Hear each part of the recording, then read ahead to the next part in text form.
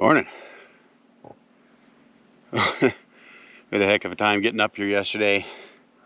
You know, one of the things about heading to an off-grid cabin that's 4.5 hours from home is that when you get to that point where you might run into trouble, you're more concerned with not getting into trouble than you are trying to set cameras up. And and I keep saying one day I'm going to set the cameras up and film this. And I've got I got this video that my wife put together of us coming up here, and there was a big snowbank to our driveway, and so I drove through it just fine and tried to make it up the hill and realized there's no way I was going to make it up the hill. So then I had to back down and try to get back through it, and I got stuck, and so we had to get the traction boards out and get the Jeep out of there. So I'll drop that right here so you can check that out. Just check this out. It's pretty cool. Those tracks, they worked really great. It got us right out of there pretty quick. Even with the chains on, obviously with the chains on, you could chew them up a little bit, and I did get a little bit chewed up. So now the batteries, they died, and the batteries had dropped to 9.9 volts, which on a 24 volt system, that's way, way past dead. They have been getting charged up with solar, but as you can see right now, not a whole lot of solar coming on here or up there. So I need to remove the snow that's right across here and get that done. And then on the back side of the cabin as well, get that snow removed. And then we'll head out of here today and head back again as soon as possible and get back up here. And there's still quite a bit of snow. That wheelbarrow right there, you can just see the handles right here, and so that's 1.5 to 2 feet of snow right there. And it's really interesting, when I first tried to drive up the driveway, we started heading up there and the Jeep was digging in, and I thought, well, there wasn't that much snow. But when I went back later with the tractor and started plowing it down, it was like over and over and over again, digging down further, digging down further, digging down further. So there's a lot more snow there than it looks. I would say you're between 1.5 and 2 feet, depending on where you're at out here right now. So it's more than enough to make it difficult to get in. But we drove, the driveway, it goes up here like that, and then it runs all along this ridge, right along here and out over there. And driving in that in 15 to 18 inches of snow or 2 feet, it's a challenge, but we do okay. When we came in, there's a path that in a previous video when I was showing the grapple, I talked about cleaning out this path on the backside of the property, and that was some good foresight, because we needed it cleaned out. See that down there, the generator has thawed all that out, but where I'm standing here is 2 feet above down there. So the path that we came in on, that's it right there. And I had cleaned this out with the tractor, with the grapple, and that just made it so that it was easier to walk up in here, and that's how we got up here. Thankfully, the kids had been running their snowmobiles, and that helped. So hopefully you can hear me over the generator. I wanted to come over here. Now, there's 16 inches of brick underneath this right here. So I'm up 1.5 feet. Let's check this guy.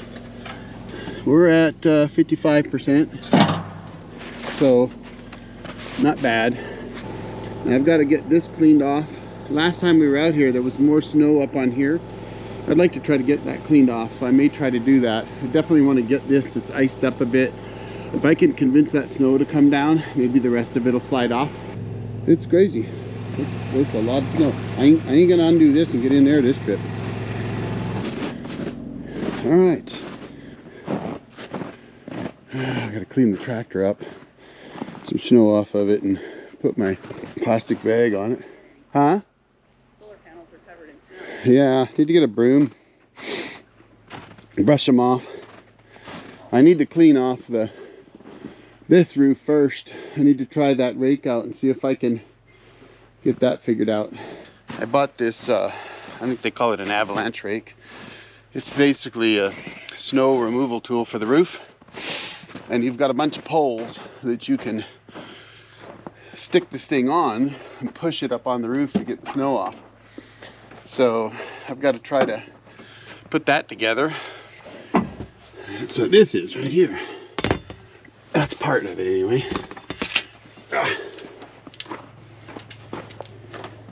It goes with those poles there. It's cold out here. I guess about 20 degrees.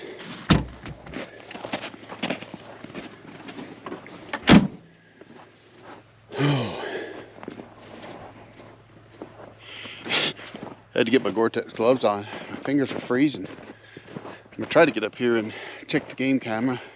The snow is a bit deep. I plowed some of it. Let's see if I can get over here without walking through too deep. It's frozen on top, which is awesome. That'll make it easier to check the camera, because I'll be closer to it.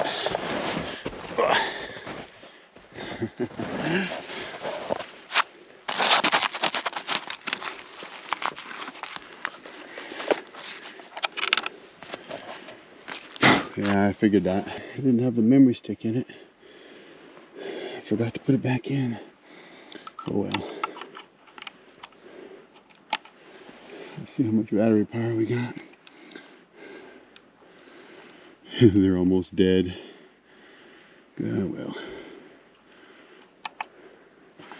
We'll see how long that lasts. Are you filming?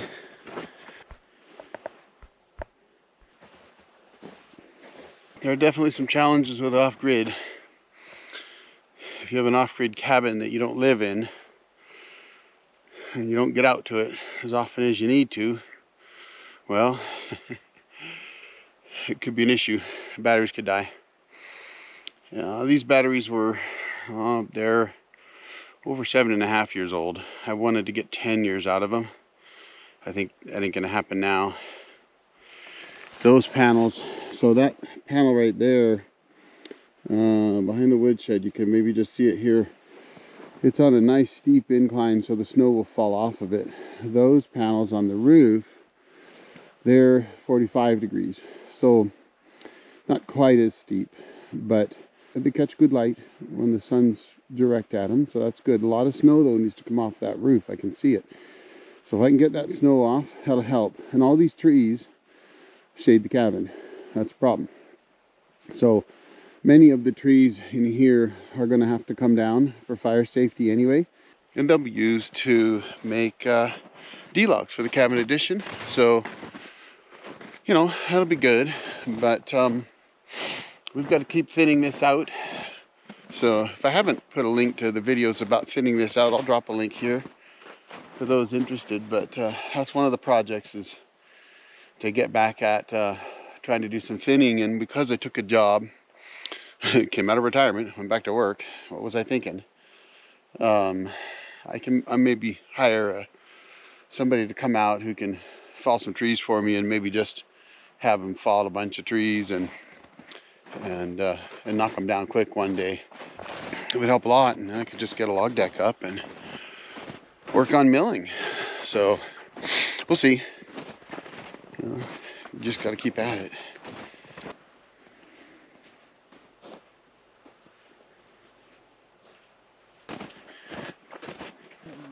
But it's still not blue enough sky for me. It's pretty that way right there. Sun's just starting to come out.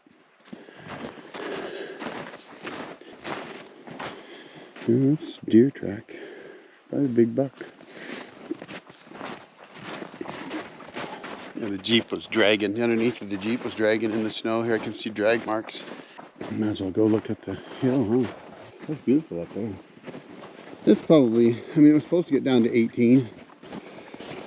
It's definitely down there. This is the infamous hill. It doesn't look that steep. From here, it drops off, you know, to down here is actually quite a bit lower. I think I measured it once, that it's about 50 feet from up here to down where the road is at the bottom. And you come up that 50 feet in about 250 to 300 foot distance in the ice. Even with chains, all 4 chains, I wouldn't have made it up here because of the snow. It's just too much. Now I could have come up and anchored off this, run my winch down and winched myself up. Could have done that. It would have worked. Once I got up on the straight line, I probably could have winched to here, or winched off of that. And I do have this tree, so if your cable's long enough, you could winch it up. So, I mean, you could definitely do it if you had to. I'm getting old for that though, so I guess I'm at the point where discretion's the better part of valor. Walk in, get the tractor, plow the road enough so that you can actually get up. Now, I will tell you that with the tractor, so I've got the bucket on the front, and I've got chains on the front, 4-wheel drive. I've got ballast, so everything, you know, tires are heavier, it's real heavy. Coming up that hill, it starts to spin coming up the hill, whether I'm going forwards or backwards, it just starts to spin when you get into the steep, icy section. And I have to use the bucket sometimes to claw my way up. You know, 2 or 3 times of clawing and pulling the tractor forward while I'm spinning the tires. So that's how difficult it can be. Let's go over here and take a look at this view into the valley.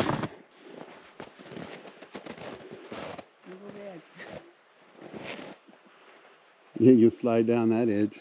You ain't getting back up easy. So our property line is right about there. That would be the east side of ours. And it just kind of drops off the hill here. This piece is the neighbor's. This is why you can shelter under a tree. That's big Doug fir. That's where the animals sleep a lot of times, is hide out and get away from the snow.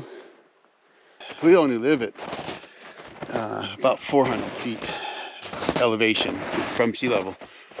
So even though this isn't that high at 3,200 feet, we're just not used to it. And I'm terribly out of shape with my back being as troublesome as it is with the stenosis.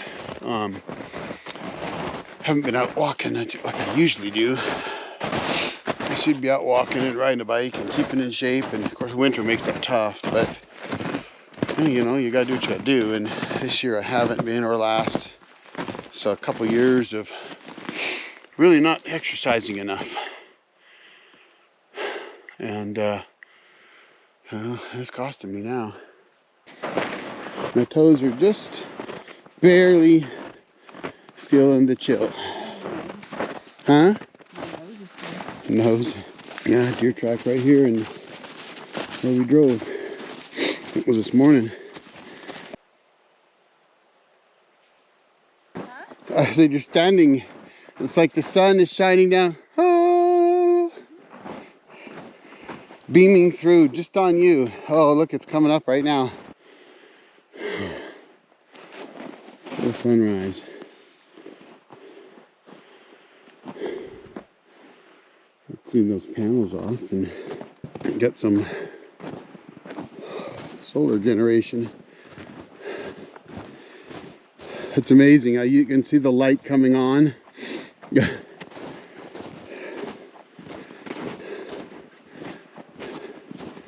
kind of like the perfect time to be out here walking.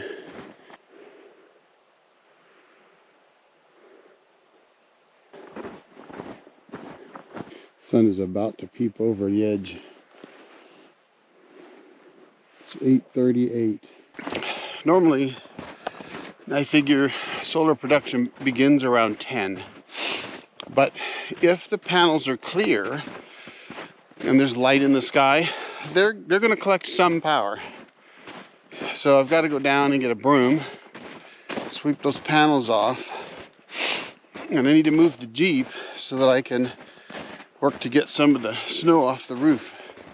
I don't know how well it would work because everything is frozen. So, you know, frozen snow, you know, it's pretty solid. It's not ice, it's not solid ice, but it's hard, and it'll be hard to break through it. So we'll see if this thing is strong enough to do it.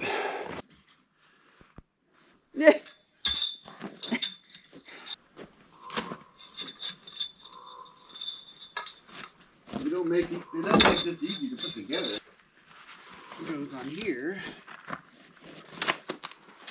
as much as possible. There we go. From in front of the panels. And yeah, it makes more sense.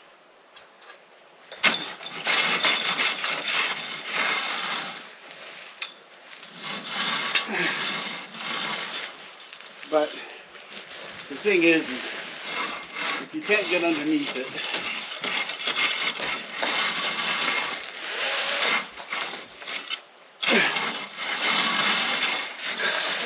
because it's frozen, so you're right, I need to move the tractor so I can stand on it. All right, folks, so I put this avalanche rake together, and I'll drop a link down below to which one I have. And it never occurred to me that the snow would be so frozen solid on the roof that no amount of pushing poles up in there and everything else, would work. And I thought, well, maybe if I get the tractor moved over and I could stand on the tractor to give me a better angle, maybe I could work it that way. Well, no. And by the way, though you see me start the tractor and then start to use it, there's about a 30-minute gap there, because you do need to let these diesel engines on these tractors warm up for about 30 minutes when it's freezing out like that. So I go ahead, I get the tractor kind of positioned, and then attempt to get up on the tractor to give me that extra height so that I could clean the roof off with this roof rake. And you know what? No. You get to see a little bit of that here. But, and I'm not going to fault the manufacturer of the rake for this. I'm actually quite certain that this rake would work very, very well. And I can't wait to have the opportunity to try it with some fresh powder versus, 1.5 foot of rock hard frozen snow. And I know snow is frozen, but this isn't just frozen snow. This is compact, hard snow that you can drive on top. So, as you can see, Darcy's got one of the poles, and she's jamming it up in there. And at times, actually, I would take a pole and stick it up in there and kind of twist it back and forth and see if I could break some off. But then I got this crazy idea that if I raised the bucket of the tractor up high enough, I could drive right along the side of the porch and kind of knock some of that snow that was overhanging off. Well, the best laid plans of mice and men. First of all, the bucket goes up about 9 feet. And, 9-10 feet's not enough. Yeah, I could get up there. I could get up to the side of the roof. But driving it like that without smashing your roof is a bit of a challenge. I did not smash the roof, folks, so no cabins were hurt in the filming of this video. But I did try. And finally, Darcy actually said, well, what if you got in the bucket and I lifted you up with a shovel? Then would that work? And I actually, at first, was like, nah. And then I thought, well, maybe you're right, so let's give it a try. So I hopped in the bucket with a decent shovel, and she started raising me up. And amazingly enough, that actually worked pretty well.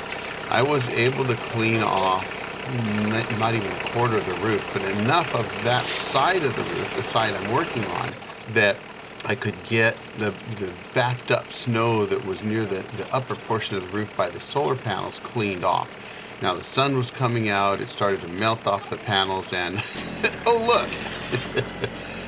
Oops, yeah, I hit something that knocked over the camera. Darcy went and picked it back up for me, but I went and I cleaned out the driveway as best I could so that I could get the tractor up close to the cabin and just clean things up anyway. And then we were able to get the rest of that one part of the roof cleaned off. And really that set things up so that as it melted, the rest could come off and slough off. And I cleared a lot of snow off the roof. I was stunned how much was backed up between the solar panels and the transition to where the roof goes flat like that. And it's not flat, it's about a 3.5-12 pitch. All right, well, so the panels are cleared off, and I got a lot of snow on this side done and a little bit off the front. Batteries died, so we got full sun. I tilted these panels to about 65 degrees. That'll help slough the snow off better. You can see it's got about 3 feet right here. And then it'll also deflect off the snow into the panel. So, all in all, folks, we're gonna get out of here. Snow's melting, so it's gonna be sloppy on the way down, so wish us luck.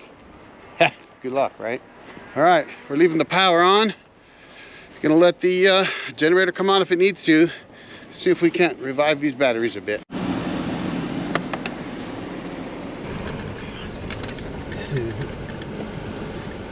Try not to slide into the gate.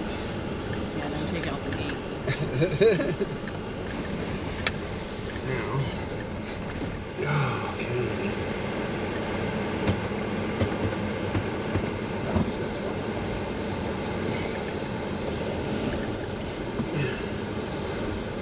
Yeah, put it in 4 low. Oh, it is in 4 low.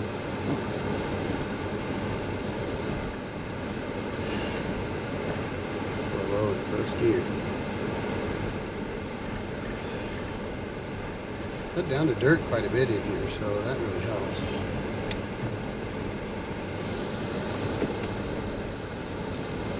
One day I'll put a camera up top and a camera on the bottom, camera on the Jeep.